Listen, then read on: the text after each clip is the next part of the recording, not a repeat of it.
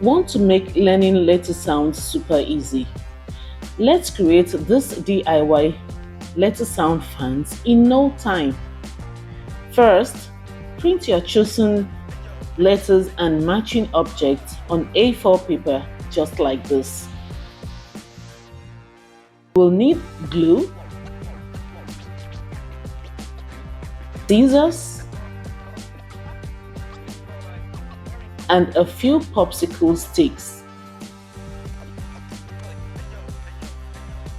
Cut the paper in half. Each piece should have one letter and its matching object. Now, fold each piece neatly in half